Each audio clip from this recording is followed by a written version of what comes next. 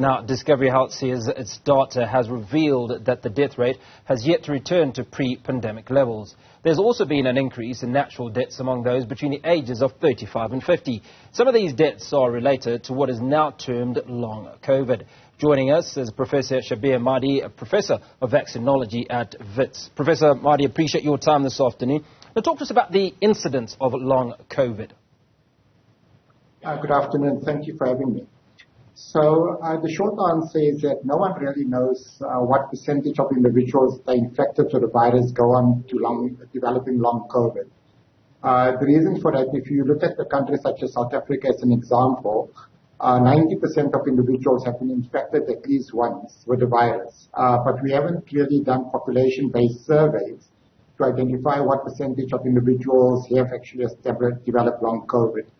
When we looked into this at a time when we were doing what we refer to as a serious survey to determine whether individuals had been previously infected, we found that in fact very few people had symptoms of long COVID. Now, what Discovery are presenting is not necessarily just long COVID, but rather a combination of different factors which is contributing to a change in terms of the pattern and profile of disease affecting its members.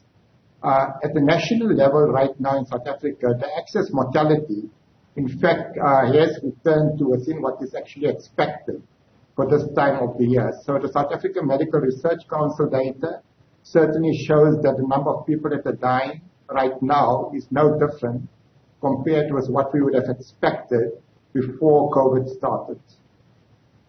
Now, the one thing that we've picked up is that the number of people in the 35 to 50 year age group are certainly increasing. When the number of deaths in that age group are certainly increasing.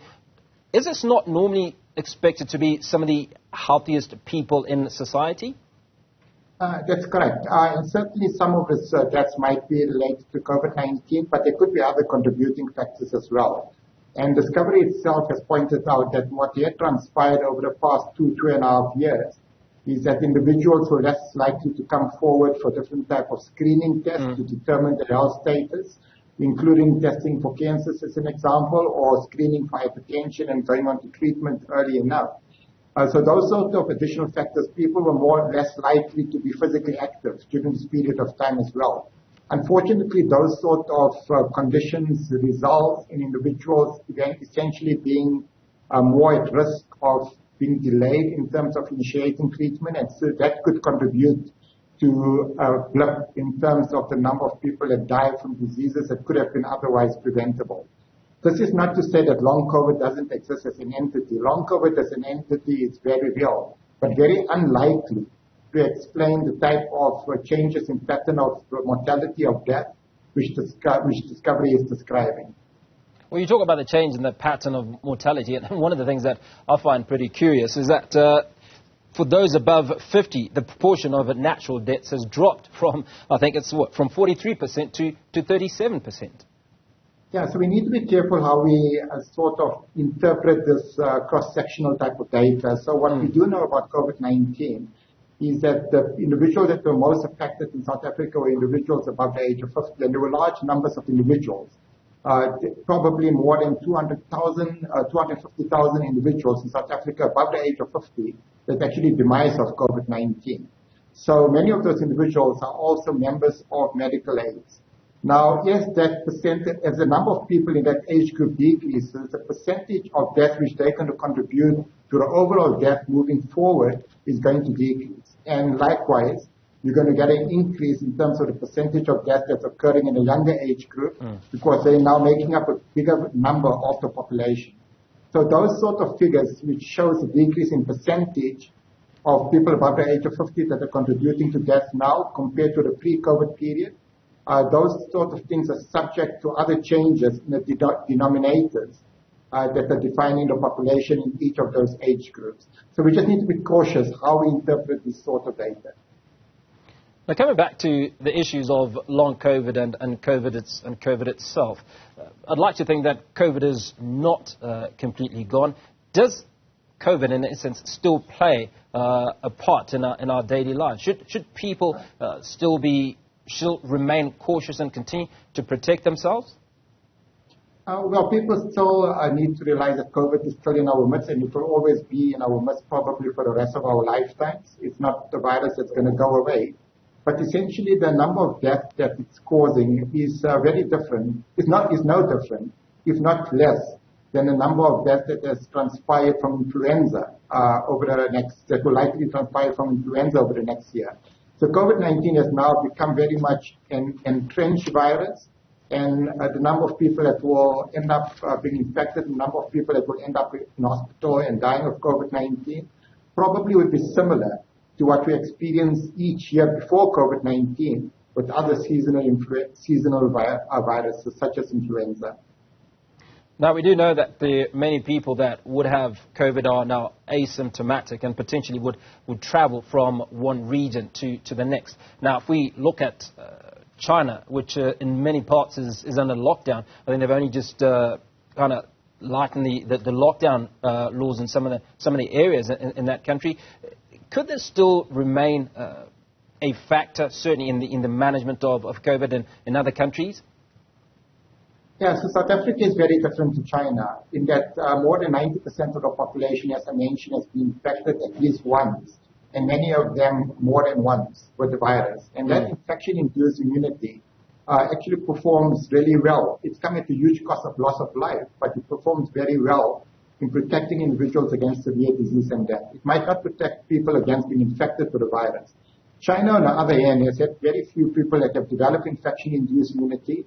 In fact, its coverage of vaccines in people above the age of 70 is roughly about 65-70%. So not that great. And that's the reason why they're in a very different situation where COVID probably still poses a reasonable risk to a surge of cases of hospitalization and death in China, unlike in South Africa where there's extensive infection-induced immunity, which protects really well against severe disease and death, except perhaps for those individuals that are immunocompromised above the age of 65, who certainly still should have a complete series of vaccines, which is up to 3 to 4 doses of COVID-19 vaccines. But for the rest of the population, pretty much protected against severe disease and really no reason to be concerned that we would see a spike of cases during this festive season. Finally, Professor Madhi, before we let you go, do you suppose that the lockdown in China has contributed to the state of COVID in that country? I mean, you talk about South Africa as an example and suggest that many people have received the jab at least once. Many people have also potentially had some form of COVID or the other, and with that built a certain amount of immunity. So would you suggest that it's because that circulation of that virus has not been prevalent in a place like China because of lockdown, that many of those people have not received that immunity? Yeah, certainly. So as you correctly pointed out, in South Africa, more than 90% of individuals have got infection-induced immunity. About 40% have got both infection and vaccine-induced immunity.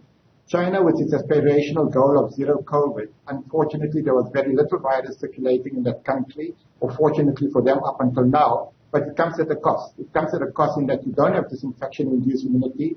And coupled to that, unfortunately, the vaccines that China are using, which are largely the inactivated COVID-19 vaccines, they probably perform less well than the messenger RNA vaccines or the J&J vaccine as an example.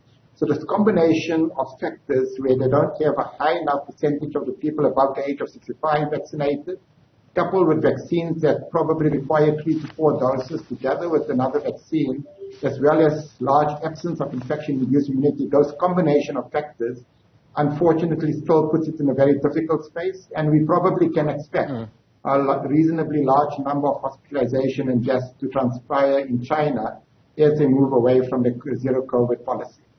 Professor Madhi, appreciate your time this afternoon. Professor Shabir Madhi, Professor of Vaccinology at Wits, unpacking for us the long COVID and the significant increase in deaths.